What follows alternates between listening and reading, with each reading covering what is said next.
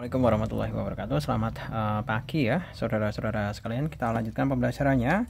Kita masuk ke bab 1 mengenai bahasa Indonesia, yaitu meneladani tokoh melalui teks cerita sejarah dan juga infografik ya. Jadi kita akan mempelajari mengenai infografik yang secara umum menceritakan tentang teks cerita sejarah. Atau dengan kata lain, kita bisa mengubah sebuah cerita sejarah itu ke dalam infografik. Atau sebaliknya, kita bisa membaca infografik itu sebagai sebuah cerita sejarah yang diringkas. Oke, kita lihat di sini ya, ada Diponegoro dan Lebaran 1830. Pada 8 Maret tiba di Magelang, Pangeran Diponegoro dan pasukan bertemu Letnan Gubernur Jenderal de Kock dan bertukar cerita lucu. Kemudian 25 Maret, Letkol de Perom dan Mayor A.V. Michel mempersiapkan pasukan untuk menangkap Pangeran Diponegoro. 27 Maret, Lebaran terakhir Pangeran Diponegoro di Jawa sekitar Pegunungan Menoreh dan Kali Progo.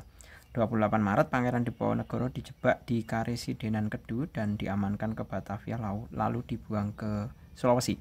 Nah, ini secara umum ini kan berkutat masalah waktu ya.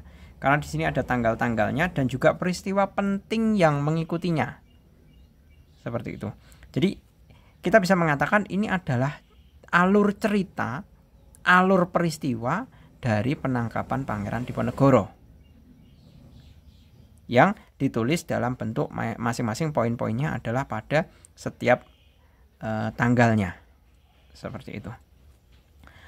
Kemudian perhatikan gambar di atas dengan cermat. Apa yang Anda pahami dari infografik di atas? Nah, Pak Jul tidak akan menulis karena nanti kalau Pak Jul menulis itu biasanya kalian tidak mau menyimak. Hanya sebatas mencari jawaban saja. Seperti itu.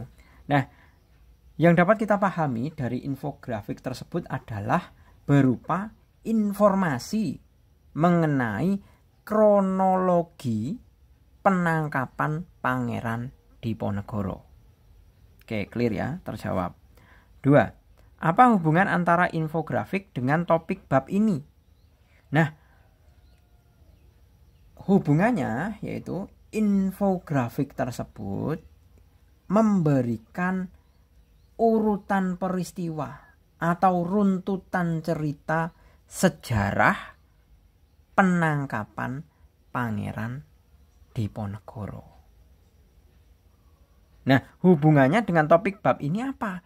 Bab ini adalah meneladani tokoh melalui teks cerita sejarah. Nah, ini adalah runtutan teks cerita sejarah yang diringkas. Selanjutnya, 3. Mengapa Pangeran Diponegoro dapat ditangkap Belanda? Itu jelas ya, karena Pangeran Diponegoro diajak berunding oleh Belanda. Padahal ajakan berunding itu adalah sebagai alasan agar Belanda bisa menjebak Pangeran Diponegoro. Seperti itu. Kemudian nomor 4, bagaimana proses penangkapannya? Jelas ya, Pangeran Diponegoro itu dijebak oleh Belanda dengan alasan akan dilakukan perundingan. Lebih tepatnya berada di Karesidenan Kedu. Kemudian nomor 5, bagaimana dampaknya setelah Pangeran Diponegoro ditangkap? Dampaknya adalah Belanda seketika itu dapat menguasai Pulau Jawa untuk sementara waktu. Jadi untuk sementara waktu Belanda itu dapat menguasai Pulau Jawa. Karena apa? Belanda itu mengalami kerugian yang sangat besar dari Perang Jawa. Perang Jawa itu lebih dikenal sebagai Perang Diponegoro. Itu perang yang sangat menguras kantong dari kekayaan dari Belanda. Bahkan Belanda itu hampir bangkrut hanya karena memerangi Pangeran Diponegoro beserta pasukannya. Seperti itu. Oke, gitu ya. Saya rasa cukup untuk pemahaman mengenai infografik sejarah yang memuat tokoh dari suatu teks cerita sejarah. Kita lanjutkan pada sesi berikutnya pada kesempatan yang lain. Terima kasih, selamat pagi. Assalamualaikum warahmatullahi wabarakatuh.